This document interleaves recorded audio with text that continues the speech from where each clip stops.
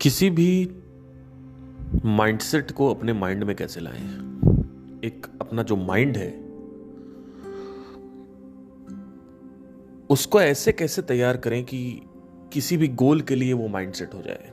जैसे कि गोल है आपका एंटरप्रेन्योरशिप, स्पेशली एंटरप्रेन्योरशिप का एक एग्जांपल जो है वो हम लेके चलेंगे यहाँ पे कि एंटरप्रेन्योरियल माइंडसेट जो है वो कैसे बनाएं, क्योंकि कई लोग जो है वो समझ नहीं पाते हैं कि ये सारा खेल जो है वो माइंडसेट का है। ये करने का खेल नहीं है, ये अटेम्प्ट्स लेने का, प्रैक्टिकली अप्लाई करने का खेल नहीं है। देखिए, सबसे पहले तो हमें ये समझना होगा कि माइंडसेट होता क्या है। माइंडसेट का मतलब होता है कि आपका माइंड एक चीज पे सेट हो रखा है। अब माइंड एक चीज पे सेट हो रखने का मतलब क्या होता है? A focused mind is called a mindset. But सिर्फ फोकस से वो माइंडसेट नहीं आता जो आप सोच रहे हो। Focus is not important right now. Focus is important, but focus से कुछ होता है, that is much more important, not just focus. Focus is a medium actually. Let us understand this. The kind of environment you stay in makes the mindset. Like, for example, if you want to really study about the mindset, you need to first understand that there is something called as belief and then there is something called as knowledge. Believe मुझे कैसे होगा कि entrepreneur मैं कर पाऊंगा, उसका एक अलग गेम है, उसकी अपनी एक अलग सोल्यूशंस हैं। और मैं कैसे बनूंगा उसका एक अलग सोल्यूशन है। जैसे फॉर एग्जांपल मैं अगर बात करूं अपनी, तो 2019 की बात है जब, तब मेरा माइंडसेट एंटरप्रेन्योरियल, शुरू से मैं क्रिएटिव तो रहा हूं बट माइंडसेट एंटरप्रेन्योरियल नहीं था मेरा। तो जब मैं आया यहाँ पे तो मैं सिर्फ यूट्यूब करता था और सिंगिंग क्लासेस करता था। 2019 की बात है, और उससे मेरा दिनचर्या चल रहा था। लेकिन फिर धीरे धीरे मुझे एहसास हुआ कि आज मेरे 1.5 लाख सब्सक्राइबर, उसके बाद भी मैंने कुछ उखाड़ा नहीं है जिंदगी में। फिर मुझे पता चला फेम से कुछ नहीं होता है। जब मैं 2016 में था तो मुझे ऐसा लगता था फेम हो जाए, बस फेम हो जाए। फेम में मतलब क्या होता है कि मुझे 4 लोग मिल जाए मेरे गाने सुनने के लिए। एक सिंगर को क्या चाहिए होता है, एक डांसर को क्या चाहिए होता है, उसको ऑडियंस चाहिए होती है, उसको कला का प्रदर्शन करना उसके लिए सबसे ज़रूरी है। और वही चाहिए कि मैं बस कोई गाना सुन ले, कोई मेरा गाना सुन। बट जैसे जैसे एहसास हुआ तो मुझे पता चला कि मुझे अब मार्केटिंग भी सीखनी चाहिए। और जब मैं इसको सीखने गया तो बहुत सारे इंफॉर्मेशन मैंने ली। धीरे धीरे करते करते मैंने पैटर्न ऑब्जर्व करना चालू किया। और आज 2023 में अगर मैं देखूं तो मैं ये इतना कह सकता हूं आपको कि अगर आप किसी चीज में इन्वॉल्व रहते हो तो वो जो माइंडसेट है वो बन जाता है।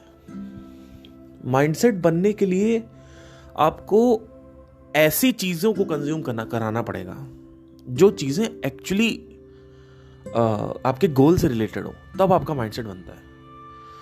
माइंडसेट मतलब होता है कि आपका जो माइंड है वो, उसका कलर जो है वो एंटरप्रेन्योरियल कलर हो गया है। जैसे एंटरप्रेन्योरियल कलर है ग्रीन, तो आपका माइंड भी ग्रीन में होना चाहिए, तब जाके कहते हैं माइंड सेट हो गया दोनों का। लेकिन आपका माइंडसेट जो है वो बना हुआ है आपके बिलीफ सिस्टम से। माइंडसेट बनता कैसे? आपके बिलीफ सिस्टम से, बचपन से जो कंडीशनिंग डाली गई। इसीलिए इस इमेज की बात करी जाती है कृष्णमूर्ति के द्वारा, कंडीशनिंग के द्वारा। कंडीशनिंग का मतलब इमेज होता है। हर चीज को लेके हमने एक छवि बना रखी है। हम एक मूवी नहीं देखते हैं क्योंकि हमें लगता है अरे यार बेकार होगी, या इसके अंदर ये हो सकता है उसके अंदर। जबकि हम जब वो मूवी देखते हैं तो हमें लगता है अरे इसमें ये था, मैं तो ये सोच रहा था। तो हमने एक इमेज बना रखी थी मूवी देखने से पहले, और हम उस इमेज को देख रहे थे। उस इमेज को जब आप रियलिस्टिक कर देते हो, जैसे फॉर एग्जांपल अभी कुछ एक हैं, क्या नाम है उनका, शायद एक कोई सब्सक्राइबर है जो पॉडकास्ट सब्सक्राइबर, वो बार बार क्वेश्चन करती रहती है कि आप जस्ट डायल के बारे में क्या कहना चाहते हैं। आप कि मतलब जस्ट डायल में जाना चाहिए कि नहीं जाना चाहिए, या फिर और सुलेखा.com और बहुत सारे और भी हैं, करना चाहिए कि नहीं करना चाहिए, उससे हमें काम मिलेगा नहीं मिलेगा। देखिए, इसी को माइंडसेट थोड़ा समझने की कोशिश करिए। मैं ये नहीं कह रहा हूं जस्ट डायल मत जाओ। अगर आप जस्ट डायल में जाओगे और वहां पे कंपटीशन है, तो रसल ब्रंसन ने एक बात कही है कि जब कोई शार्क किसी ब्लू ओशन में आती है तो वो मछली खाना चालू करती है, लेकिन जब हजारों लाखों करोड़ों शार्क एक ब्लू ओशन में आ जाती हैं और वो मछली खाना चालू करती है तो वो ओशियन रेड हो जाता है। और जो हजारों के बाद जो हजार और मछलियां आ रही हैं उनको सिर्फ और सिर्फ स्क्रैप्स मिलते हैं। पोजिशनिंग में एक बात कही गई है, पोजिशनिंग में ये बात कही गई है कि एक एरिया के 2 प्लेयर हो सकते हैं, 2 से ज्यादा प्लेयर नहीं होते कभी, ये ऑब्जर्व किया गया है। और ये आप लोग क्यों नहीं देखते हो इसको? मुझे समझ नहीं आता कि आप इसको ऑब्जर्व क्यों नहीं करते, मेरी बातें क्यों सुनते रहते हो? जब मैं कुछ कहता हूं तो उसको जाके ऑब्जर्व करो ना भैया। आप देखो, आप नीचे मार्केट में उतरो, आप कभी जनरल स्टोर जाओ, आप देखो 2 जनरल स्टोर अगर खुले एक सोसाइटी में एक जगह पे, तो वो अच्छे से चलेंगे, लेकिन 3 से ज्यादा या 4 से ज्यादा हो जाएंगे तो उसमें से बटने लगता है। वो क्या बटने लगता है? कस्टमर बटने लगते हैं, यानी मार्केट शेयर जो है वो बढ़ने लगता है। फॉर एग्जाम्पल 100 लोग रेडी हैं आज की डेट में कुछ खरीदने के लिए, लेकिन जस्ट डायल पे ऑलरेडी 120 कंपटीटर्स हैं। तो 20 कंपटीटर्स में से आपको क्या लगता है सबको बराबर बराबर मिलेगा? ध्यान रखना क्या कह रहा हूं मैं, बहुत बड़ी बात बोल रहा हूं। 100 लोग रेडी हैं तो किसको मिलेगा? एक्चुअली जो 70-80 लोग हैं वो जाएंगे एक किसी आदमी के उसमें, जो ब्रांड एस्टेब्लिश होगा, जिसकी रेटिंग हाई होगी, जो लिस्टिंग सबसे हाई होगी, ऊपर होगी सबसे, ठीक है, तो वो जाएंगे। और साथ ही साथ उसमें और भी चीजें, फैक्टर्स होते हैं, जैसे कि प्रोडक्ट की इमेज है, सर्विस जो भी दे रहे हो आप, सर्विस की इमेज है, जो भी आप कर रहे हो, उसमें ब्रांडिंग होगी, रेटिंग होगी, कितने टाइम से वो प्लेयर है वहां पे, नाम कोई जानता है उसका पहले से नहीं जानता, बहुत सारी चीजें। तो 70-80 कस्टमर उसमें चले जाएंगे। और 20 कस्टमर पता है किसको मिलेंगे? 20 कस्टमर मिलेंगे, किसको मिलेंगे पता है? जो सेकंड नंबर पे लिस्टेड है जस्ट डायल पे। यही चीज गूगल पे भी होती है, और यही चीज आपके सोसाइटी में भी हो रही है। जब कोई आप यहां पे जाते हो, नीचे एरिया में जाते हो, तो वहां पे 2 मेडिकल स्टोर हैं, वही 2 चलेंगे। एक अपोलो चलेगा, अपोलो का चलेगा सबसे ज्यादा, उसमें जाएंगे, और एक कोई आसपास है उसमें कोई थोड़ा बहुत चलेगा। अब मैंने 120 की बात करी थी, मैंने कहा था 120 लोग अगर जस्ट डायल पे रोज आ रहे हैं तो 80 लोग चले जाएंगे जो सबसे नंबर 1 पे होगा, उसके बाद दूसरे पे जाएंगे, बाकी के जो 20 लोग बचा वो आपको लोग तीसरे पे जाएंगे। वो तीसरे पे नहीं जाते एक्चुअली, उसमें से 10 जो है वो तीसरे पे जाएंगे, और बाकी के 10 लोग बाकी के जो लास्ट के 15 या 10 हैं वो बढ़ जाएंगे सब में, 1-1 2-2 मिलेगा, 1-1 2-2 1-1 2-2। सोचो कितना खतरनाक है कि नहीं? ये मैं तब बता रहा हूं जब मार्केट की डिमांड बहुत है। 100 लोग एक दिन में आ रहे खरीदने के लिए, इसका मतलब बहुत बड़ी चीज है वो। नहीं तो हफ्ते में लोग 100 आते हैं, तब छोटा बिजनेस होता है या मीडियम बिजनेस होता है। और अगर महीने में 100 आ रहे हैं, 100 कन्वर्जन की बात कर रहा हूं, इंक्वायरी की बात नहीं कर रहा हूं मैं, 100 कन्वर्जन की बात कर रहा हूं। तो इन्होंने मेरे से क्वेश्चन पूछा कि सर ये बताइए कन्वर्जन कैसे बढ़ाएं। अरे मैं क्या बात कर रहा हूं, पोजीशनिंग में मैंने क्या बोला आपसे? तब से मैं यही तो बोल रहा हूं, और क्या बोल रहा हूं कि एक जगह एक प्लेयर, 2 से 3 जगह 3-4 लोग ज्यादा नहीं हो सकते। अगर आप ये कहते हो ना कि मेरे 4 प्लेयर है, तो आप उसमें नई कैटेगरी बनाओ, आप कुछ स्पेशलाइज्ड करो काम मामला। लाइक फॉर एग्जाम्पल, कैसे एग्जाम्पल, कोई क्या एग्जाम्पल ले सकते हैं? चलो मैं अपना एग्जाम्पल लेता हूं। मेरा लाइव बैंड है, ठीक है, दिल्ली का, शस्त्र बैंड नाम है। बॉलीवुड सूफी में बहुत सारे बैंड हैं, ऐसे बहुत सारे बैंड हैं। तो आज क्या मैं करोड़ों में कमा रहा हूं? बिल्कुल नहीं। क्या मैं 10 लाख रुपए बिल्कुल नहीं कमा रहा। क्या 5 लाख रुपए महीना कमाता हूं? नहीं कमाता हूं मैं। मुझे पता है मैं क्यों नहीं कमा रहा हूं, मुझे अच्छे से पता है मैं क्यों नहीं कमा रहा हूं, क्योंकि मैं लड़ रहा हूं बाकी की शाख से, जो मोटी मोटी शाख्स हैं, जो सबसे पहले आई थी। जो ये बात वहां पे पहले आने की नहीं है, बात है राजा कस्टमर मार्केट शेयर करने की। तो पोजीशनिंग ये कहती है, या ब्लू ओशन ये कहती है कि आप अगर कुछ क्रिएट कर रहे हो, नई कैटेगरी बनाओ। तो अगर मुझे करना है, मुझे अपना ब्रांड बनाना है, तो मैं एक ऐसा बिजनेस बन सकता हूं जो सिर्फ इंस्ट्रूमेंटल बैंड में, जिसमें सिंगर नहीं होता है, इंस्ट्रूमेंटल बैंड में मैं अपने बैंड को पोजीशन कर सकता हूं, अपने ब्रांड को पोजीशन कर सकता हूं कि हम भैया सिर्फ इंस्ट्रूमेंटल बैंड करते हैं, या फिर हम कोई ऐसा बैंड करते हैं जैसे ऑल फीमेल बैंड करते हैं या कुछ करते हैं। क्योंकि देखो, मैं एंटरटेनमेंट सर्विसेज में हूं, और अगर आप भी एंटरटेनमेंट सर्विसेज में हो तो आपको क्या करना है कि आपको ये समझना है एंटरटेनमेंट सर्विस में आदमी क्यों जाता है, ऑडियंस क्यों आ रही, किसी का गाना सुनने, डांस देखने, पिक्चर देखने क्यों आती है। ऑडियंस को चाहिए मज़ा, ऑडियंस को अल्टीमेटली मज़ा चाहिए।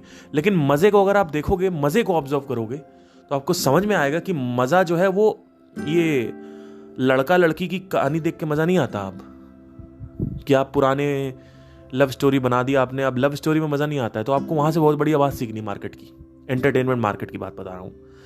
आपको ये देखना है कि लोगों को कुछ नया चाहिए। आप देखो, अगर आप मार्केट को देखो तो मार्केट खुद बोलता है। तो आप कुछ ऐसी मूवी बनाओ जिसमें सलमान खान, शाहरुख खान बार बार ना आए, जिसमें कहानी कुछ अलग हो, जिसमें किरदार कुछ अलग हो, इनफैक्ट जो एक्टर्स हैं वो भी रिपीट होते हैं। तो वो अभी जैसे बीच में चलने लगा था, बहुत चल रहा था कि भाई फिल्में जो आती हैं वो बेसिकली मार्केट का जो पैसा है वो प्रॉफिटेबल हो जाती है, बस वो अभी फिल्में यहाँ पे ध्यान देती है, जो प्रोड्यूसर्स हैं वो यहाँ ध्यान देते हैं कि भैया कैसे हम 100 करोड़ लगा के 200 करोड़ या 150 करोड़ तो निकाली ले एटलीस्ट, है ना। तो ये चक्कर है। इसलिए आप देखो, टाइगर 3 आई, पठान आई, मैंने नहीं देखी कोई मूवी, मुझे पता है सब मूवी बेकार है। आप हो सकता है आपको बुरा लगे, लेकिन मुझे लिटरली जो क्वालिटी है मूवीज की बहुत बुरी गिर चुकी है। ऐसे कबीर सिंह आई, वो भी ठीक लगी थी मेरे को, वो सही लगी मूवी मेरे को। अंधाधुन मुझे सही लगी थी। कुछ मूवीज अच्छी आती हैं, ऐसा नहीं है नहीं आती। तो अगर आप ध्यान से देखें, जो ऑडियंस की पल्स है वो क्या है, आपके कस्टमर की पल्स क्या है, ऐसे एंटरटेनमेंट सर्विसेज में अगर आप ध्यान से देखोगे ना, तो आपको समझ में आएगा कि यार एंटरटेनमेंट सर्विसेज जो हैं उसमें पल्स चाहिए होती है। तो ऑल फीमेल बैंड अगर है तो वो नहीं है। It's a very unique idea, very unique approach.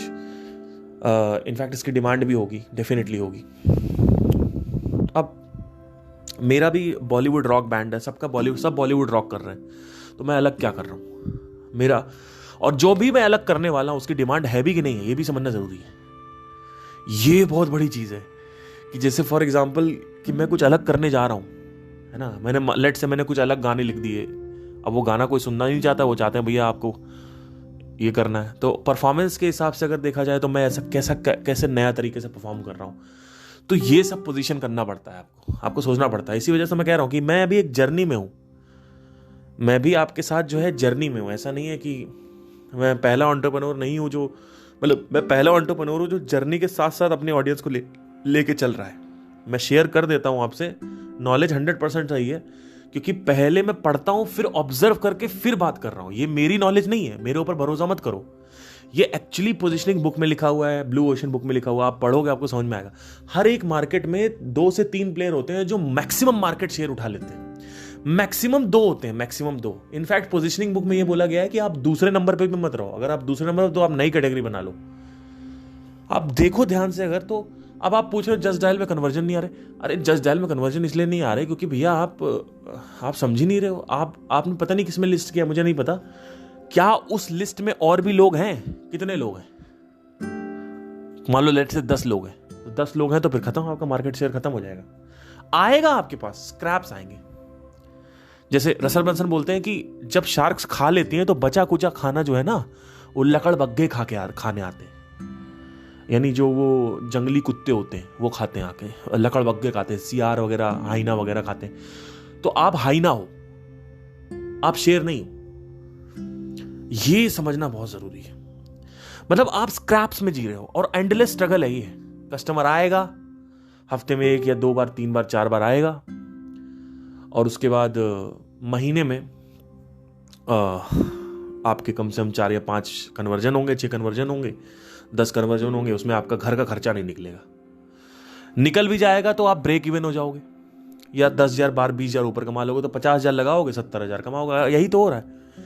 आप देखो 50 लाख रुपए कोई लगा के 60 लाख रुपए कोई कमा रहा है साल का। आप देखो 50 लाख लगा के 70 लाख कोई कमा रहा है। ये कोई वो है? अब देखो कितना गंदा है ये मामला सारा का सारा। तो अब क्या समझना है आपको? ये समझना है कि सबसे पहले तो माइंडसेट को, मेरा माइंडसेट कैसे बना? मैं बुक्स पढ़ता हूं, क्योंकि मुझे जब मैं बुक पढ़ता हूं ना तो मुझे ऐसे लोगों के साथ बैठने का मौका मिलता है जो लोग मेरे को लात नहीं मारते, धिक्कारते नहीं है, या मेरे अंदर कुछ डिसबिलीफ नहीं डालते हैं। वो सत्य की बात कर रहे होते हैं और वो एक्चुअली कुछ उखाड़ चुके हैं, उन्होंने जिंदगी में कुछ बहुत बड़ा किया हुआ है। मैं उनके साथ बैठना पसंद करता हूं, उठना बैठना। वो बुक्स हैं। आपको क्या लगता है उठना बैठना का मतलब ये थोड़ी है कि आप स्टीव जॉब्स के पास जाके उठो बैठोगे, या बिल गेट्स के पास जाके उठो बैठोगे। माइंडसेट का मतलब क्या होता है कि बेसिकली आप अपना माइंडसेट बुक्स पढ़ने में लगा रहे हो। अब सवाल ये आता है, अब देखो ध्यान से सुनना, मैंने कई बार यहां पे ऐसे लोग हैं जो अभी शायद कोई पढ़ाई कर रहे हैं या सिर्फ स्पिरिचुअलिटी के मेरे को सुनते हैं, मैं उनको ये कहना चाहता हूं। कई लोगों को मैंने बोला कि वेबसाइट बनाओ जाके, किसी ने वेबसाइट नहीं बनाई होगी। मैंने बोला था ना, मुझे पहले ही पता है क्या होने वाला है। एक्चुअली ये हुआ कैसे? ये जो मुझे पता है कि कोई कुछ नहीं करता, इसको मैं आपको बताता हूं कि ये मुझे कैसे पता चला कि कोई कुछ नहीं करेगा।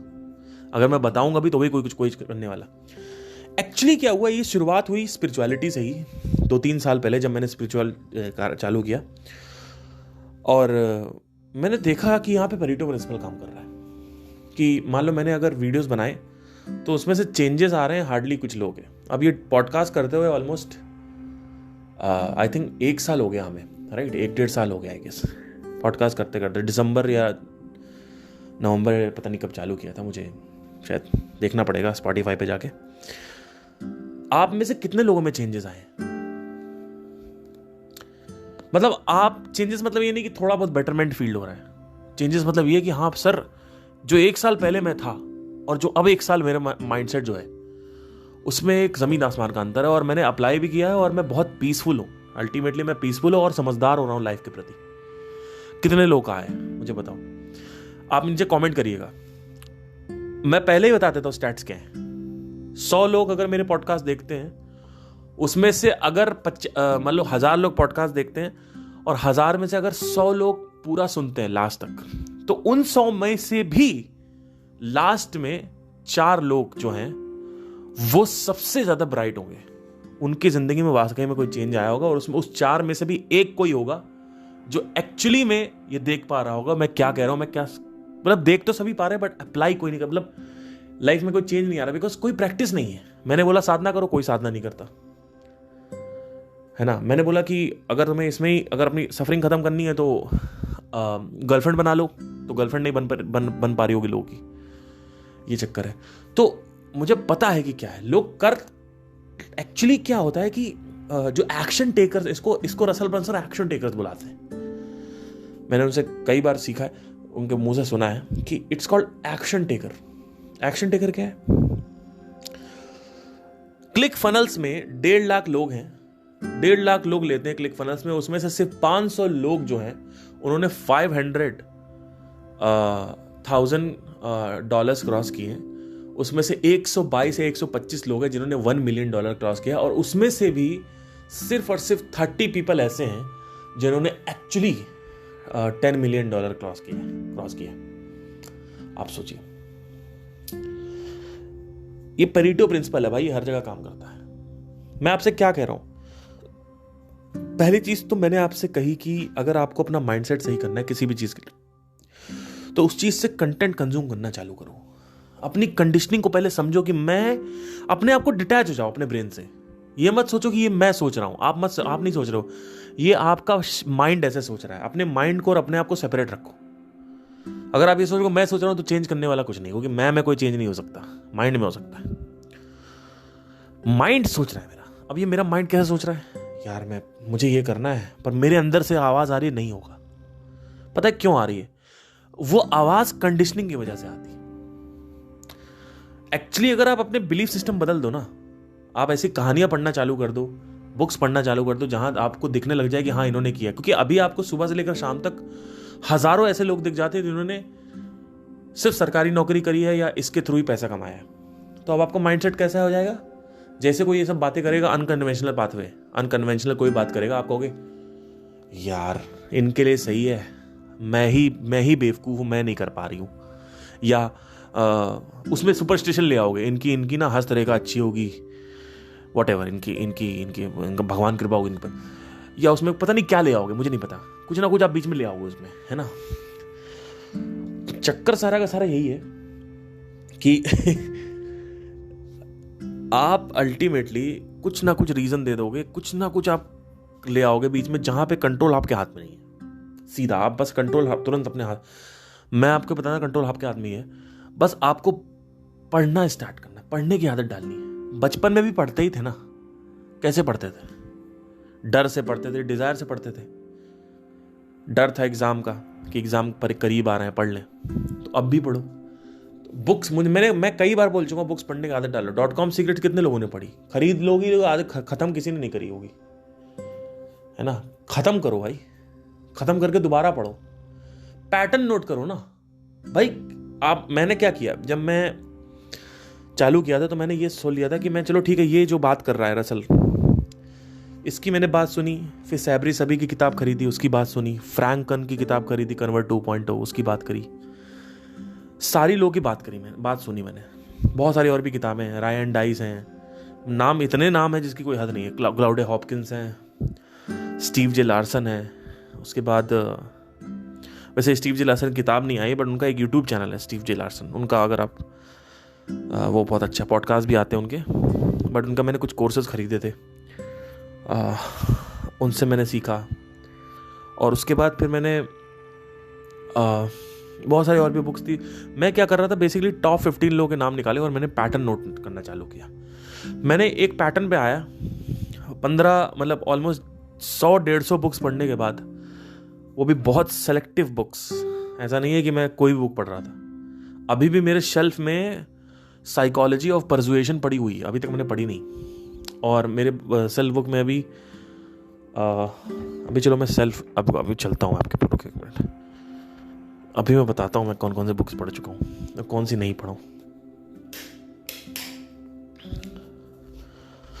तो अगर अभी देखो, तो मैंने अभी इस समय स्टीव जॉब्स की बुक पढ़ी थी, उसके बाद सेल ट्रैफिक सीक्रेट्स .com सीक्रेट्स मैंने पढ़ी, 10x रूल मैंने नहीं पढ़ी है, ग्रैंड कार्डोन की, इन्फ्लुएंस नहीं पढ़ी अभी तक, सील्ड पैक है। उसके बाद मैंने कई सारी बुक्स अमेज़ॉन पे खरीद रखी हैं और PDF डाउनलोड कर रखी है, वो मैंने नहीं पढ़े। बाकी तो मेरे पास सब स्पिरिचुअल बुक्स हैं।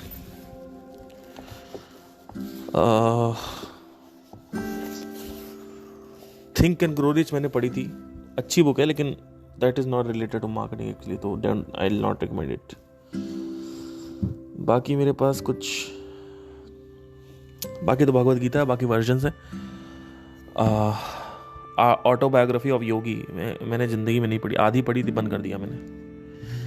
कुछ बुक्स मैं पढ़ता ही नहीं, मुझे समझ नहीं आ जाता है कि आदमी क्या कहना चाहता है। तो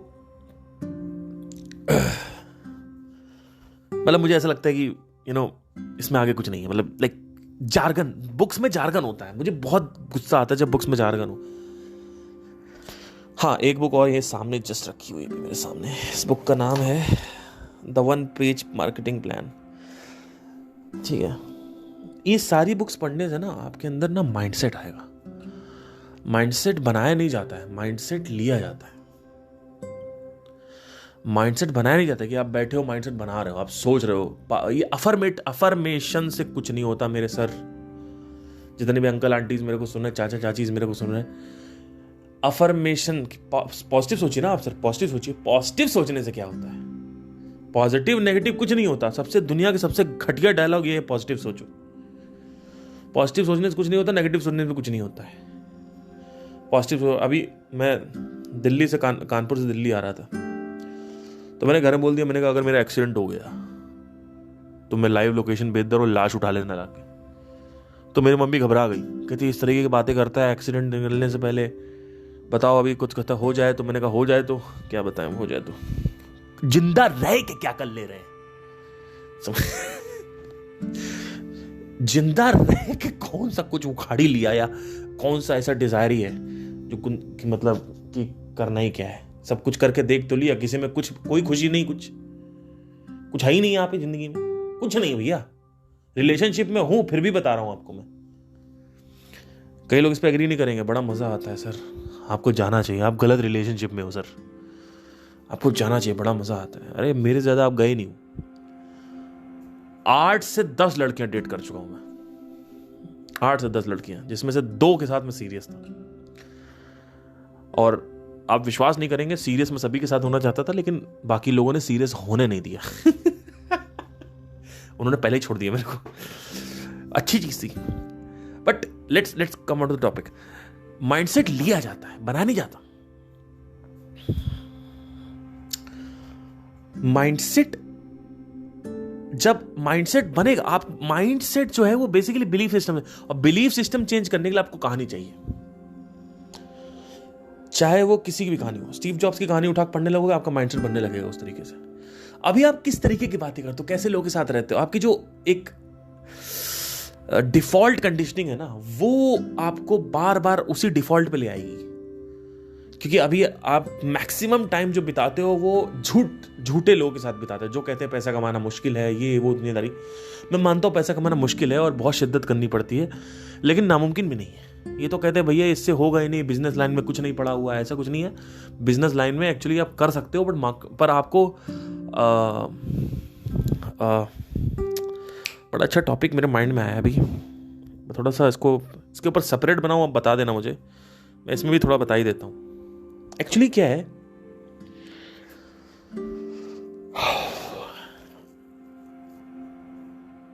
बिजनेस लाइन में आने के लिए या एंटरप्रेन्योर बनने के लिए सबसे पहले प्रिपरेशन जरूरी है।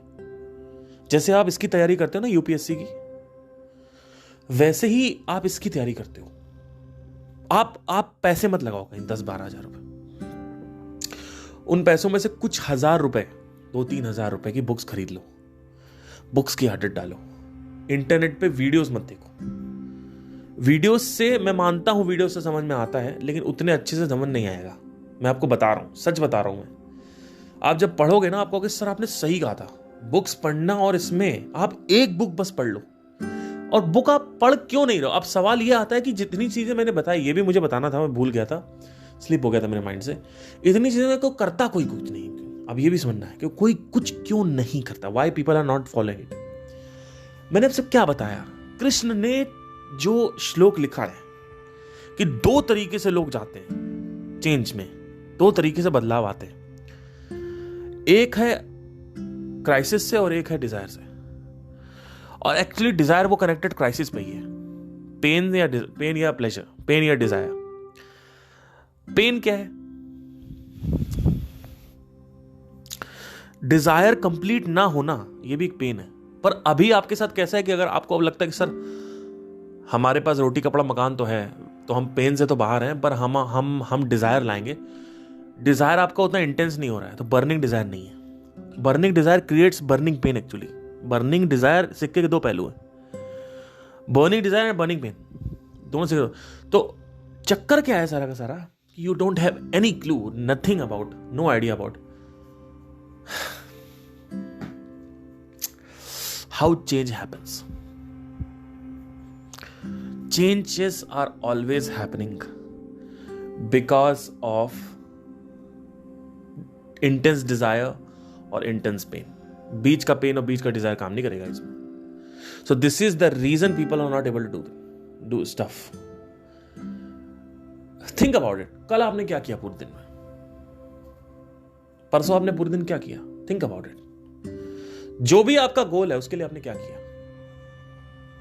एक हफ्ते पहले आप क्या कर रहे थे? पॉडकास्ट तो मेरा बहुत पहले आ चुका है, 15 दिन पहले ही आ गया था। क्या कर रहे थे आप? मैं कोई संदीप महेश्वरी, आचार्य प्रशांत सदगुरु नहीं हूं, ओशो नहीं हूं कि मैं अपना बता लूंगा और फिर आपको उंगली नहीं करूंगा।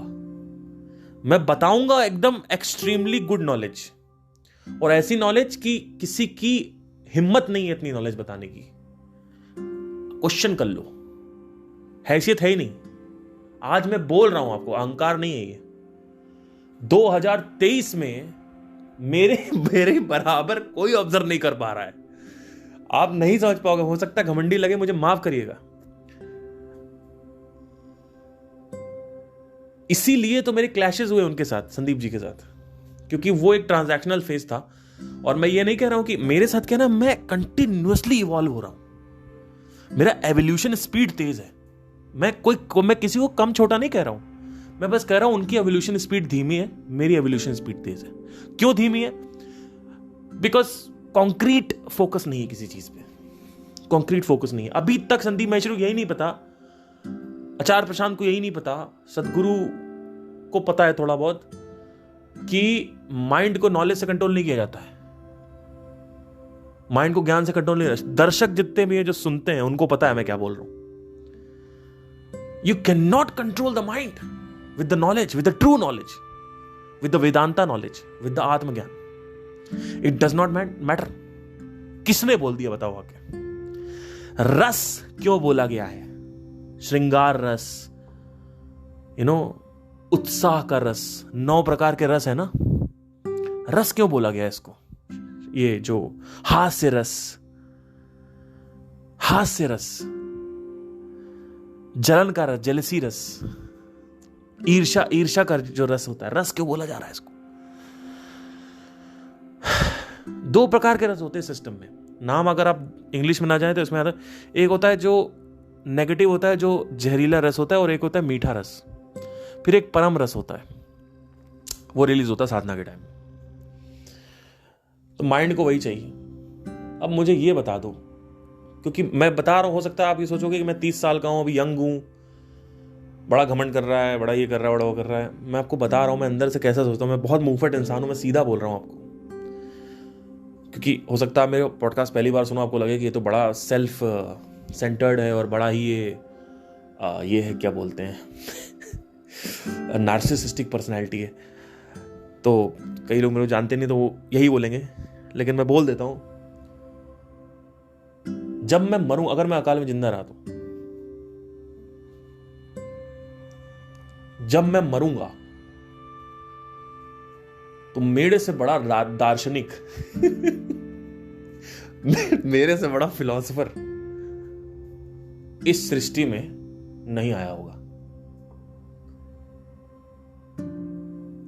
मेरे बाद जरूर आएगा, ये भी मैं बोल रहा हूं। ये दोनों मैं बोल रहा हूं, दोनों चीजें बोल रहा हूं। एक है कि नहीं आएगा, और अभी भी मैं चैलेंज कर रहा हूं जितने भी हैं एग्जिस्टिंग लोग, एक बार मेरे सामने अगर बैठ गए तो पहली चीज में मुझे बहस करनी नहीं है किसी से, लेकिन वो बैठेंगे नहीं, उनको पता है सवाल ही ऐसे आने वाले हैं। और कई ऐसी चीजें होती है, जैसे कि अब जैसे बैठे हुए, लेट्स अज्यूम कि कोई सामने बैठा है, लेट्स से कि कोई संदीप महेश्वरी बैठे हुए हैं सामने, और मैंने पूछ लिया उनसे, मैंने कहा कि सर तो ये बताइए, नॉलेज से तो माइंड में हैप्पीनेस नहीं आती है और रस से आती है, तो वहां से वो काउंटर देंगे कुछ, है ना, फिर मैं काउंटर दूंगा। एक्चुअली वहां पे हम साबित कैसे करेंगे डिबेट में? सोचो, कभी साबित कर पाएंगे? नहीं कर पाएंगे। डिबेट से सब, भाई देखो, पहली चीज तो ये है कि जो ऑडियंस है वो तो अपना जज करते हैं कुछ लोग, उसमें से जो यंग होंगे वो नहीं जज कर पाएंगे, जो थोड़े से मैच्योर होंगे उनको समझ में आ जाएगा, जिन्होंने एक्सपीरियंस कर रखा है, जिन्होंने अपने अंदर झांक के देखा है, वो थोड़ा समझ जाएंगे, वो एग्री कर जाएंगे मेरे से। लेकिन जो यंग होंगे वो एकदम से स्प्लिट हो जाएंगे, कहेंगे पार्थ झूठ बोल रहा है, पार्थ गलत बोल रहा है, पार्थ अपने आप को बड़ा होशियार समझता है। तुरंत ऑडियंस स्प्लिट होगी, एक साइड मेरा, एक साइड उनका। ये है बेसिक फितरत जो मैंने देखी हमेशा। अभी इजराइल और पैलेस्टाइन का युद्ध हुआ, और इजराइल वाले मिसाइल दाग रहे हैं, पैलेस्टाइन के जो हाथ कटा पड़ा है बच्चे का, मिसाइल दाग दी, ऑटो उड़ा दिया, मिसाइल दाग दी, सॉरी ये इनोवा जैसी कार थी वो उड़ा दिया उन्होंने, एक्सयूवी कार उड़ा दी इजरायली वालों ने, और हाथ पैर कटा पड़ा है। नीचे लोग कमेंट क्या कर रहे हैं? तो पहले इन्होंने स्ट्राइक किया था तो मरेंगे ही साले, बताओ। तुरंत साले भाग लेते हैं, तुरंत साला इन लोगों को वो करना है, क्या बोलते हैं, अब एक बेसिक ऑब्जर्वेशन बता रहा हूं आपको। कोई भी मुद्दा होगा, सबके पास आंसर्स है, कोई ये नहीं कहेगा पता नहीं भाई क्या हो रहा है। सब या तो एक साइड लेते हैं किसी का, या तो मोदी का साइड लेंगे, राहुल गांधी का साइड लेंगे। आप देखो ध्यान से, अगर आप पॉलिटिक्स ऑब्जर्व करो ध्यान से, आप एक आदमी आपको ऐसा नहीं मिलेगा जो कहेगा कि यार मुझे सच में नहीं पता हो क्या रहा है, चलो पता लगाते हैं। आप अगर मेरे से पूछो किस पॉलिटिशियन को फॉलो करते हो, तो मैं निष्पक्ष हूं। मुझे लगता है आज तक अभी इस धरती में, जब से मैं पैदा हुआ हूं तब से अभी तक ऐसा कोई पॉलिटिशियन नहीं आया जो मैं खुद जाके वोट दूं, और मैं वोट देता भी नहीं हूं किसी को। मेरा खुद का अधिकार है, मैं नहीं देता, क्योंकि मुझे लगा ही नहीं कि आया ऐसा कोई। कुछ लोग हैं जो अच्छा काम कर रहे हैं, डेफिनेटली अच्छा काम कर रहे हैं, मैं मना नहीं कर रहा हूं। कुछ शिकायतें भी हैं, अपना एक ओपिनियन होता है सबका, मैं ये नहीं कर, let's not go into the politics. मैं आपसे क्या बता रहा हूं कि जब मैं मरूंगा उस दिन याद रखना, जो नॉलेज मैं पीछे छोड़ के जाने वाला हूं, क्योंकि मुझे पता है किस तरीके से एवोल्यूशन चल रहा है मेरे माइंड में, वो नॉलेज एकदम अलग होगी। कुछ ऐसी नई डिस्कवरीज होंगी जो वेदांता में भी नहीं लिखी गई हैं, और साथ ही साथ उन डिस्कवरीज को आप खुद जाकर री इन्वेस्टिगेट कर सकते हो, और वहां पे आपको वही मिलेगा जो मैं बताऊंगा। मेरा काम ये नहीं है कि मुझे किसी को मैं ये नहीं सोच रहा हूं कि मुझे कृष्णमूर्ति से ऊपर जाना है, ओशो से ऊपर जाना है। मैं कभी ये नहीं सोचता। मैं सबसे सीखता हूं। इनफैक्ट ये तो किसी से ये सुनते ही नहीं लोग, ये किसी को नहीं सुनते भैया। अरे बाप रे बाप, हे भगवान, आप पैटर्न देखो, इतना खतरनाक। ये जो आज के गुरु हैं, किसी को नहीं सुनते ये। अपने कॉम्पिटिटर्स में किसी को नहीं सुनते, पुराने में सुनेंगे। अब देखो, ध्यान से सुनना, ओशो हमेशा कृष्णमूर्ति के बारे में पॉजिटिव बोलते थे, लेकिन वो कहते थे इसका मतलब ये नहीं कि मैं उनके साथ एग्री करता हूं। मेरे हिसाब से एक ओशो ने बोला कि एक और था दार्शनिक नहीं था, फिलोसफर था, गेराल्ड नाम था या क्या नाम था उसका, कुछ समथिंग नाम था उसका, वो मैं बाद में कभी बताऊंगा। लेकिन उन्होंने बोला था मैं दो लोगों की इज्जत करता हूं। एक गेराल्ड, पता नहीं कौन है, लेकिन उसमें कृष्णमूर्ति भी थे, और मैं कृष्णमूर्ति की इज्जत करता हूं। और लेकिन कृष्णमूर्ति ने कभी एक्नॉलेज नहीं किया ओशो को, और कृष्णमूर्ति की सब सुनते भी नहीं थे। ओशो कृष्णमूर्ति को सुनते थे, ओशो ये भी कहते थे मैं उनसे एग्री नहीं करता, लेकिन मैं ओशो की बहुत सारी बातों से एग्री करता हूं। इनफैक्ट 80% लोगों से ओशो की बातों, 20% में एग्री नहीं करता। कई बातों से मैं एग्री नहीं करता हूं। रीइंकार्नेशन के ऊपर जो उन्होंने कई थ्योरीज बताई, वो उस पर एग्री नहीं करता। कई सारी चीजें उन्होंने बताई, जैसे एक बार बहुत वो कॉन्फिडेंसली बोल रहे थे 21वीं शताब्दी से पहले तक कुछ ये हो जाएगा, वो हो जाएगा, वट जो भी था। चलो ठीक है, वो एक प्रेडिक्शन था, उसकी बात नहीं करते। बात इसकी करते हैं कि जो उन्होंने कई ऐसी मतलब जब मैं सुनता हूँ ना उनको, मुझे सुनना बहुत पसंद है। ओशो को मैं बहुत सुनता हूँ, क्योंकि मुझे जब पहली बार मैं ऊर्जा की प्रकृति डिस्कवर कर रहा था, आप लोग के साथ ही हुआ ये पिछले साल, जैसे से आप लोग मेरे साथ जुड़ रहे हो, आप लोग भी देख रहे हो कि मैं कैसे जो भी डिस्कवरीज आ रही है आपको तुरंत पता चलती है। तो लास्ट ईयर तक जो मैं एक्साइटेड होता था वो यही होता था कि ऊर्जा की प्रकृति की ऊर्जा को आप कंट्रोल नहीं कर सकते हो, आप स्टॉप नहीं कर सकते हो, आप डायरेक्ट कर सकते हो। उस वक्त जब मैंने ओशो को सुना तो आपको कितना बता के मुझे खुशी हो रही है कि मुझे कितनी खुशी हुई, मेरी आंखों में आंसू आ गए थे कि मैं सही डायरेक्शन में जा रहा हूं। ओशो ने वही बात बोली एग्जैक्टली। ऊर्जा के बारे में किसी ने बात नहीं करी है। सदगुरु ने बात करी है, पर ऐसी बात नहीं करी जैसे ओशो ने बात करी है। कृष्णमूर्ति ने एनर्जी के बारे में बात ही नहीं करी, संदीप ने भी नहीं करी, और संदीप को भी मैं दार्शनिक मानता हूं। इनफैक्ट संदीप जी को मैं आपको बात बताना चाहता हूं। संदीप जी ना अभी ये बस सोचने में लगे हुए मैं कैसे सेशंस में कुछ नया करूं, कैसे सुधार लाऊं, लोगों में कैसे और सुधार आए। अब मुझे ये पता चल चुका है, अब मुझे लोगों को बताना है, लोगों में सुधार लाना है, और कैसे कुछ नया करना है, चाहे बिजनेस के फील्ड में हो, चाहे इसमें कुछ कैसे नया कंटेंट लाना है, नया क्या लाना है। कहीं भी संदीप माहेश्वरी ये अभी फोकस नहीं कर रहे हैं, और हो सकता है उनकी ऑडियंस को भी सुन के बुरा लगे और उनको खुद को सुन के बुरा लगे। तो जब वो मेरे को बोल सकते हैं खुले ऑडियंस में, मुझे बुरा लग सकता है, तो मेरा भी पूरा हक है उनको खुली ऑडियंस बोलने का, है ना। तो Sandeep Maheshwari is not focusing on self evolution guys. Sandeep Maheshwari has been saturated. आप अगर उनकी बातें सुनोगे ना, जो स्पिरिचुअलिटी के जो जितने भी वीडियोस आप उठा के देखो, एक ही बात रिपीट होती रहती है, कुछ नया नहीं है। एक ही बात रिपीट होती रहेगी, एक ही बात रिपीट हो, कुछ नया नहीं है। जब एक गुरु एक ही बात को रिपीट करते रहे तो एक अच्छी चीज है, लेकिन अगर वो सालों तक करता रहे समझ लो वो कोई इवॉल्व नहीं हो रहा है। गुरु रिपीट इसलिए करता है क्योंकि वो रीइंफोर्स करना चाहता है बार बार। मैंने कुछ एक दो पॉडकास्ट पहले आपसे एक बात कही थी। मैंने आपसे ये कहा था कि मैं एक ही चीज को बार बार अगर रिपीट करूंगा तो आपके लिए फायदेमंद है। जैसे ये कृष्ण वाली जो बात है ना कि दो प्रकार से बदलाव आते हैं, एक है जिज्ञासा और एक है इच्छा। तो कई लोग मेरे को कमेंट करते हैं, सर आप बार बार ये बोलते रहते हो, मेरे दिमाग में घुस चुका है। और वो मैं जानबूझ के बोलता हूं बार बार, क्योंकि मुझे पता है कि माइंड कैसे काम करता है। और एक चीज और बताना चाहता हूं आपको कि जब आप इनको ऑब्जर्व करोगे संदीप जी को, तो आपको समझ में आएगा कि फोकस, पता है फोकस समझ में आ जाएगा। फोकस ये है कि यूट्यूब के मेन जो मोटिवेशनल चैनल है उसमें कुछ नया कैसे करना है और लोगों में सुधार कैसे आए। जबकि वो 10 साल से नहीं आया तो अगले 100 साल में भी नहीं आएगा, याद रखना ये चीज।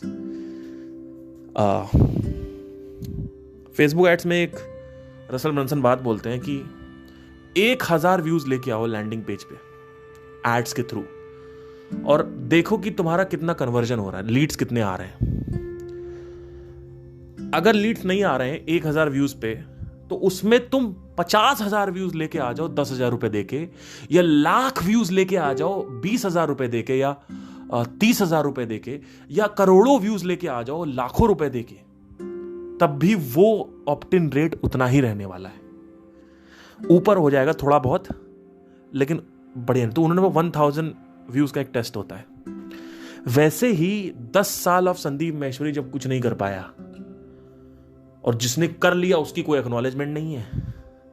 आगे मैं अपनी बुक लिखूंगा तो उनका नाम जरूर मेंशन करूंगा कि उन्होंने क्या क्या किया मेरी जिंदगी में, कितना जीवन में परिवर्तन लाए।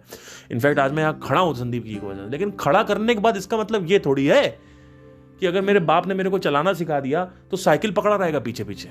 ये चीज भी ध्यान से डालो, ध्यान से डालो अपने अंदर, ध्यान से डालना। जिस गुरु का साथ तुम 5 से 6 साल बाद छोड़ दो, 5 से 6 साल, अभी इस नंबर पे कैसा है इसको भी बताता हूं। छोड़ दो मतलब क्या? छोड़ दो मतलब क्या? मतलब कि तुम साइकिल खुद चलाने लगो, पीछे पापा कैरियर नहीं पकड़ेंगे तुम्हारा। जो बोलते हैं ना, क्या बोलते हैं उसको, कैरियर बोलते हैं, क्या बोलते हैं, कैरियर बोलते हैं, जो भी कैरियर नहीं पकड़ेंगे पीछे जो तुम्हारा पापा जो है ना, वो जो पीछे। तो वो पकड़ने का काम संदीप जी ने किया, वो था। लेकिन अब छोड़ दिया तो साइकिल तो अकेले चला रहा हूं मैं। अब साइकिल चलाने के लिए किसी की जरूरत नहीं है, किसी इंसान की जरूरत नहीं है। मैं चला सकता हूं साइकिल, साइकिल मैं खुद चला रहा हूं, साइकिल चलाना। लेकिन एक टाइम था जब मैं चल नहीं पाता था, मैं बैठ नहीं पाता था। मेरे माँ बाप ने मेरे को सपोर्ट किया। मेरे खाना नहीं खा पाता था अपने हाथों से, मेरा सपोर्ट किया। ऐसे एक गुरु होता है, जब आप आत्मज्ञान के रास्ते पे आते हो तो शुरू में वो सपोर्ट करता है आपको। लेकिन ये किसी ने नहीं बताया है, क्योंकि सबको शायद पैसे कमाने हैं या नहीं भी कमाने, या इतनी इंटेलिजेंस नहीं है, इतना ऑब्जर्वेशन नहीं है। ये किसी ने नहीं बताया कि वो गुरु का साथ कब तक रहना चाहिए। गुरु आजीवन रखो, गुरु को सुनते रहो, मैं नहीं कह रहा हूं मत सुनो। लेकिन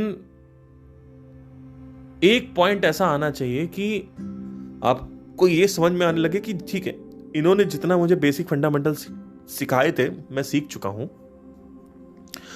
अब मैं सक्षम हूं और आत्मनिर्भर हूं। ये पॉइंट जो है ना, ये भी आना जरूरी है। ये पॉइंट कब आएगा? 5 साल में, जब एक गुरु को आप 5 साल तक सुनोगे। अब ये 5 साल कैसे आए ये भी समझना जरूरी है। बचपन में मेरे संगीत में सर आते थे।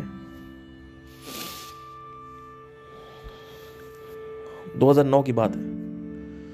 2008, 9, 10, 11, 12 मैंने उनसे सीखा। उसके बाद 2010 में एक और गुरु थे, 2 गुरु से सीखा मैंने 6 महीने, एक से 5 साल, एक से 6 महीने। 2013 से मैं आज तक खुद ही रियाज किया। उसके बाद समझ में आ गया मुझे रियाज कैसे करते हैं, और रियाज की नई नई स्ट्रैटेजीज मैंने डिस्कवर करी खुद ही। जब उनका मैंने साथ छोड़ा तब मैं अपना कुछ नया डिस्कवर कर पाया। आज मैं रियाज में ऐसी ऐसी चीजें ला चुका हूं, ऐसी ऐसी चीजें मेरे को पता है कि अगर आप मेरे एज अ सिंगर, कई मेरे स्टूडेंट्स मेरे साथ जुड़े, उनको बहुत अच्छा लगा, उनका काफ़ी सुधार आया उनके अंदर, काफ़ी नहीं मतलब लाइक बहुत सुधार था, मतलब it was like a drastic change. और मैंने खुद, मुझे पता नहीं था कि पता नहीं काम करेगा नहीं करेगा, बस मुझे ऐसा आदमी चाहिए था जो एक्शन टेक करो, क्योंकि 100 स्टूडेंट आएंगे तो उसमें से 100 लोग कोर्स खरीदेंगे तो 2 लोग केवल मेहनत करेंगे, बाकी 100 लोग कोर्स खरीद के छोड़ देंगे। इसीलिए लाख रुपए के कोर्स बेचने चाहिए आपको तो सब करेंगे, तो 10 लोग खरीदेंगे, 10 लोग ही करेंगे। हाई टियर, हाई जो क्लाइंट्स होते हैं वैसे ही होते हैं। तो दार्शनिक जो है, मेरे को अपने आप पे, अगर मेरी अकाल मृत्यु नहीं होती, मुझे अपने इस पे पूरा विश्वास है कि जिस तरीके से मेरा माइंडसेट हो गया है इसमें, स्पिरिचुअलिटी में, वही ऑब्जर्वेशन और वही जो फिगरिंग आउट सिचुएशंस हैं, वो मैंने अपने आर्थिक स्थिति को सही करने के लिए भी लगा रहा हूँ, निरंतर लगा हुआ हूँ उसमें। इनफैक्ट यूट्यूब का एल्गोरिथम तो मैं क्रैक ही कर चुका हूँ, लेकिन मैं उसमें वीडियो नहीं डाल रहा हूँ। क्यों? क्योंकि यूट्यूब से कोई कमाई नहीं होती है और ना ही इंस्टाग्राम से होती है, और इंस्टाग्राम का भी एल्गो क्रैक है, जाके देख लो। अभी रिसेंट रील वायरल हुई है 4.5 मिलियन। उसके बाद भी उसी कॉन्सेप्ट में 2 रील और वायरल करी मैंने, 24-25 हज़ार व्यूज है, और मेरे बाकी के व्यूज देखो, उसमें कोई व्यूज नहीं। उस व्यूज से कितना पैसा आया? Zero rupees. I have earned from 5 million views, zero, कोई पैसा नहीं। बस लगे रहो, इंस्टाग्राम की हेल्प करते रहो, इंस्टाग्राम को पैसे खिलवाते रहो, फेसबुक को पैसे खिलवाते रहो। नहीं भैया, मेरे से नहीं होगा, सॉरी, मैं नहीं कर पाऊंगा। मैं किसी के भी टुकड़ों पे नहीं पलना चाहता। तो वही जो ये स्टूडेंट है, वर्षा नाम है इनका, इन्होंने मेरे से क्या पूछा, इन्होंने जस्ट डायल करना है सर, कैसे करें? ठीक है, आप जस्ट डायल पे करो, उससे तो थोड़ा बहुत पैसा आ रहा है। आप वेबसाइट में सीखो, वेबसाइट भी मत सीखो, कुछ मत करो, बुक पढ़ना स्टार्ट करो, अपने आदतों में बदलाव लाओ। आपको एंटरप्रेन्योर बनना है ना, म्यूजिक की फील्ड में या किसी भी फील्ड में, आप अटेम्प्ट क्यों ले रहे हो? Don't take any fucking attempts, I am telling you, you will destroy yourself. Make this website, sir ये कर ले, वो कर ले। वहां जाते हैं लोग, संदीप महेश्वरी के शो पे पूछते हैं, सर बताए दुकान खोली है, चल नहीं रही है, कंपटीशन बहुत है। अरे वो बता भी देंगे तो नहीं कोई प्रॉब्लम आ जाएगी भाई। उन्होंने क्या बताया? उन्होंने कहा कि अच्छा ठीक है, मेडिकल स्टोर है, वो मेडिकल स्टोर वाला मैंने देखा, बताता हूं उसमें क्या हुआ। मेडिकल स्टोर है, मेडिकल स्टोर में तुम ऑर्गेनिक बेचना चालू कर दो, ठीक है, तो आपको क्या लगता है? उन्होंने बता दिया हो जाएगा। वो वहां पे जाएंगे, ऑर्गेनिक चालू करेंगे, 10 पॉसिबिलिटीज निकल के आ जाएंगी। अब आगे की प्रॉब्लम वापस सेशन में आके पूछोगे क्या संदीप से? इनफैक्ट संदीप जी ने खुद बोला है, मैं किस प्रॉब्लम से कैसे जा रहा हूं, मेरा थॉट प्रोसेस देखने की कोशिश करो। सिंपल थॉट प्रोसेस बताऊं आपको, सिंपल। आप सिंपल अगर ऑब्जर्व करोगे ना उनके सेशन को, जो भी बिजनेस लाइन वाले चल रहे हैं, आप सिंपली देखोगे डिफरेंशिएटिंग की फैक्टर बता रहे हैं हर चीज में डिफरेंशिएटिंग की फैक्टर है। वही मैं पिछले 1 महीने से गा रहा हूं, 2 महीने 3 महीने से गा रहा हूं आपसे, और यही पोजिशनिंग में भी बोला गया, यही ब्लू ओशन में भी बोला गया है, और यही इसी को बोलते हैं भैया नया कुछ लेके आओ, नहीं तो नई कैटेगरी खोलो कोई। मैंने आपसे क्या बोला, कोका कोला और पेप्सी क्यों नहीं लॉन्च करते अपने ब्रांड से, स्प्राइट को, 7 अप को? क्योंकि कोका कोला डाल के अगर वो बेचेंगे तो कोका कोला की जो इमेज है, जो पोजीशनिंग है, वो हिल जाएगी। वो नहीं चलना चाहते, वो नई एक कैटेगरी बना रहे हैं। वो प्रोडक्ट टेस्ट भी अलग करता है, दिखता भी अलग है। उसकी बॉटल में डॉट्स होते हैं, स्प्राइट की बॉटल में आप उस पर पढ़ोगे, उसमें लिखेगा कोका कोला कंपनी है, Pepsi I think Coca Cola की कंपनी है। इनफैक्ट स्टिंग जो है, रेडबुल का जो लो टियर में कॉम्पिटिटर है, वो 47 रुपए का बिकता है, वो पेप्सी की कंपनी भैया, उसमें पेप्सी क्यों नहीं लिखा है? हैवेल्स अपना लॉयड अलग से क्यों निकालता है? नहीं, सैमसंग तो इतने इलेक्ट्रॉनिक्स बेच रहा है, तो सैमसंग की पोजीशनिंग हिल गई भैया। सैमसंग का जो टीवी है, ठीक है, मैं मानता हूं उसका मार्केट रेट अच्छा है, लेकिन हर एक कैटेगरी में आप जैसे एक ही ब्रांड आप 2 या 3 चीज में लगा दोगे, ठीक है, पोजीशनिंग फिर भी सॉलिड रहेगी, मैं नहीं कह रहा हूं, लेकिन आप मत लगाओ। आप बेसिकली कई ब्रांड्स ये नहीं करते हैं, अपनी उससे पोजीशनिंग ढीली होती है। At the end what is Samsung? Samsung is a phone, Samsung is a washing machine, और Samsung is this TV. What is Samsung? आप बोलोगे फोन है, तो फोन की पोजीशनिंग सॉलिड है उनके माइंड, सच में सॉलिड है।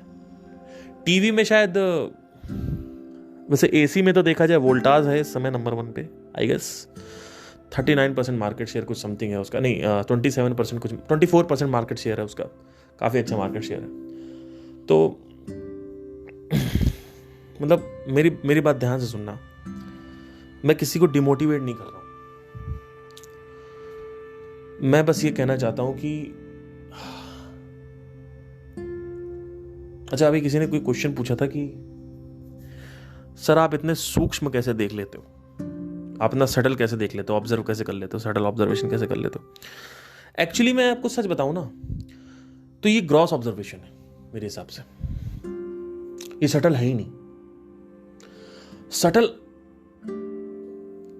आई थिंक सटल बोलना इसको सही नहीं होगा, आपको पता ही नहीं है सटल कितना गहरा होता है। मैं सच बता रहा हूं कि मैं ऐसी ऐसी चीजें नहीं देख पाता हूं, उसके लिए इतना अटेंशन चाहिए होता है, नहीं देख पाता मैं, और मुझे वही देखनी है लेकिन नहीं देख पाता। मुझे ग्रॉस में ही लगता, पर हां अगर ह्यूमैनिटी के हिसाब से देखा जाए तो काफी सटल है ये।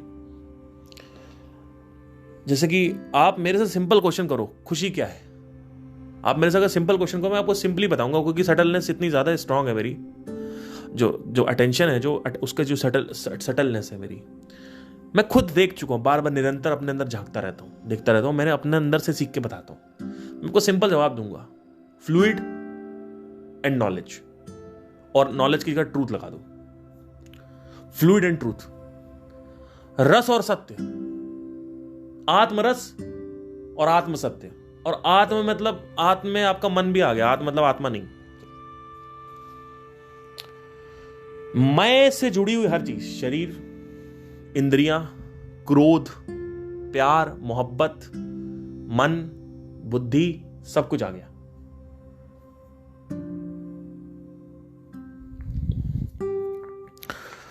तो माइंडसेट अगर आपको बनाना है, वापस टॉपिक पे आते हैं, माइंडसेट अगर आपको बनाना है, मेरी बात ध्यान से सुनिएगा, माइंडसेट बनाने के लिए आपको एक ही पॉइंट पे बस फोकस करते रहो और उससे रिलेटेड कंटेंट कंज्यूम करते रहो, आपका माइंडसेट अपने आप बन जाएगा। नहीं कर पा रहे हो तो रीजन वही है, मैंने आपसे बताया, दो कारण है, उसके अलावा कोई कारण नहीं है। इनफैक्ट मैं आपकी तारीफ करना चाहता हूं, जो लोग मेरे पॉडकास्ट को एंड तक सुनते हैं उनका अटेंशन स्पैन बहुत अच्छा है, वो डेफिनेटली अपनी जिंदगी में रील्स नहीं स्वैप अप कर रहे हैं, या कर भी रहे हैं तो बहुत कम कर रहे हैं। बहुत सारे ऐसे मेरे स्टूडेंट्स हैं जो मेरे साथ जुड़े पिछले साल ही, और अभी 1 साल हो गया ऑलमोस्ट, न्यू ईयर आने वाला है, उनके अंदर काफी चेंजेस आए, मैं खुद देख पा रहा हूं, काफी चेंजेस आए उनके अंदर, और वो सिर्फ 100 में से 2% लोगों में होता है। ये भी एक रूल है, पेरेटो प्रिंसिपल होता है हर जगह। लोग कहते हैं 80% of the business comes from the 20% customers. No sir, 80% of everything comes from everything good, everything precious, everything diamond comes from 20% of the source. इस दुनिया में डायमंड्स जो हैं, जो भी आपको चाहिए वो बहुत कम है, या बहुत देर से मिलता है। इस पूरे के पूरे जगत में सिर्फ इस गैलेक्सी में, इस आकाशगंगा में केवल 5,500 प्लैनेट्स हैं, ऐसा कुछ अनुमान है, 5,500 से 6,500 प्लैनेट्स हैं जिनमें लाइफ है जो थोड़ी सी मोटी है, ग्रॉस पे है, यानी एलियन एडवांस सिविलाइजेशन के चांसेस हैं इसमें गैलेक्सी में। पेरेटो प्रिंसिपल है हर जगह। प्रॉब्लम क्या है कि आप कभी ये सही से लिख ही नहीं पा रहे हो, क्लैरिटी नहीं ला पा रहे हो कि मैं कैसे फोकस लाऊं अपने अंदर, या फोकस ना भी लाऊं तो मेरे लिए खुशी क्या है। अगर ये सब क्लियर हो जाए ना, तो आपको समझ में आ जाएगा चक्कर क्या है, आप डिस्ट्रैक्ट नहीं हो गए।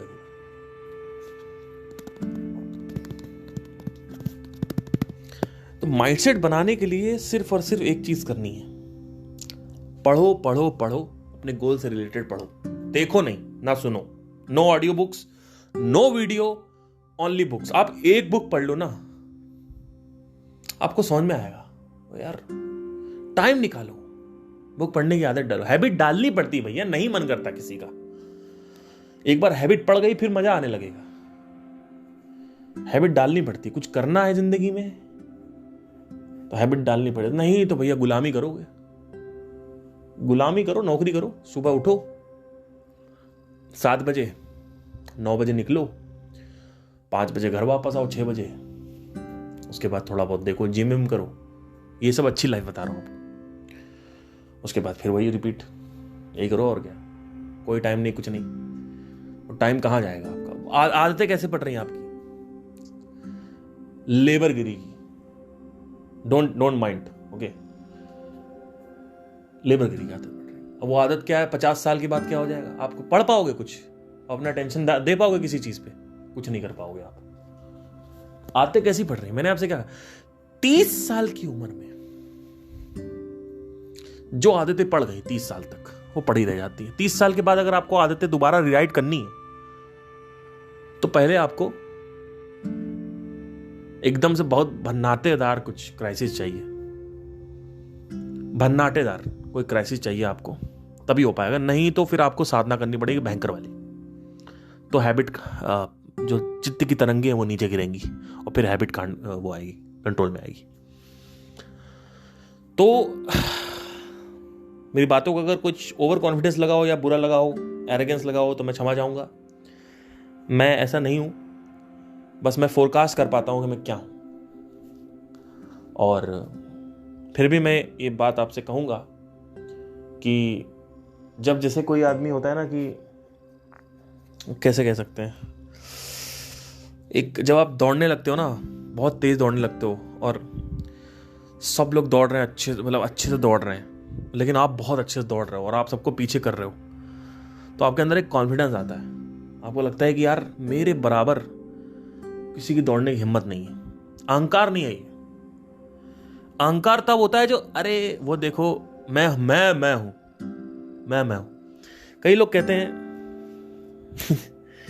अभी सोनू निगम का एक पॉडकास्ट देख रहा था मैं, कंट्रोवर्शियल बात हुआ लेकिन बोल देता हूं। बोल रहे थे कि आपसे काम करवाया जाता है, आपने कोई रियाज नहीं किया है, आपको ऐसा गला मिला है तो आप रियाज कर पाए हो, नेचर ने आपको गला दिया है तो आप रियाज करके उसको बना रहे हो। आप क्रेडिट अपने हाथ में मत लो कि मैंने किया, कभी भी क्रेडिट अपने हाथ में मत लो कि मैंने किया। मैं आपको आज बताना चाहता हूं, अगर कोई रील वायरल हो रही है तो उसमें क्रेडिट मेरा है। अगर कोई एल्गोरिथम वायरल हो रहा है, अगर कोई वीडियो वायरल हो रही है तो उसमें क्रेडिट मेरा है।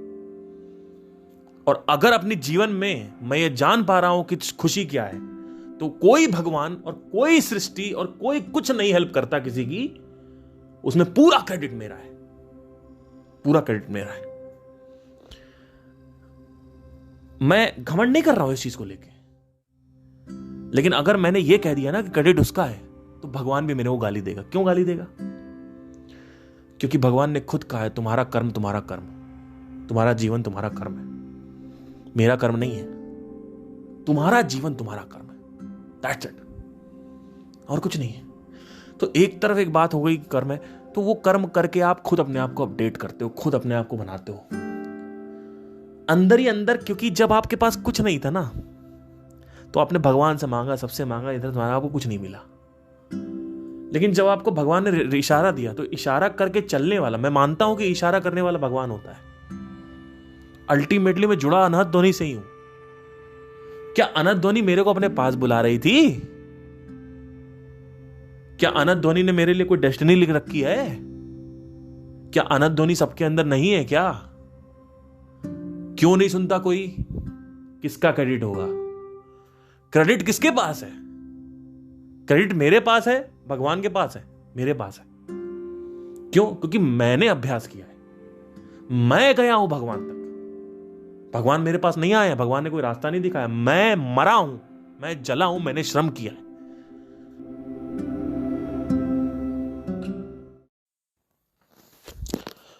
तो कभी कभी क्या होता है ना कि आप हर चीज का क्रेडिट भगवान को देने लगते हो।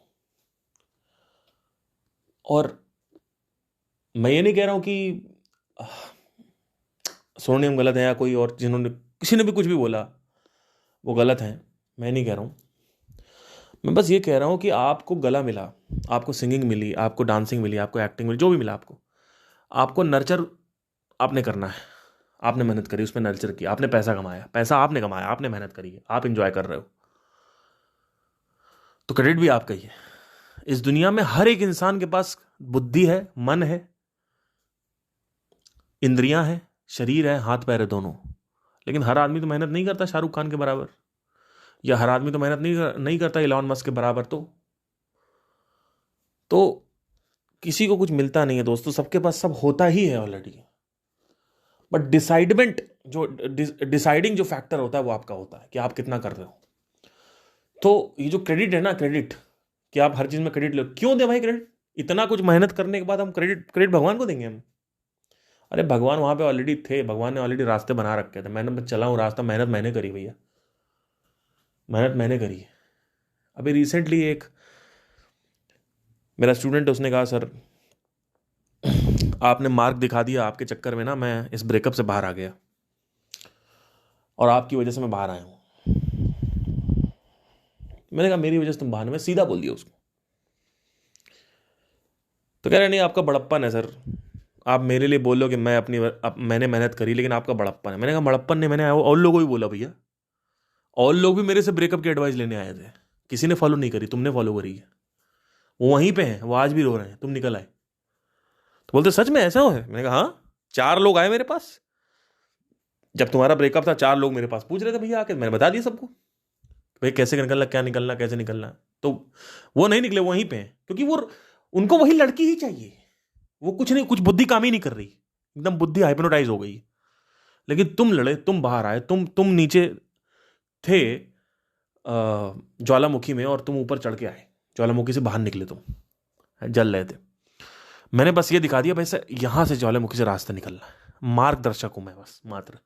मार्गदर्शक होना एक बहुत बड़ी चीज है, बात सही है, लेकिन मार्गदर्शक बहुत हैं इस दुनिया में, याद रखना ये चीज, चलने वाले बहुत कम है।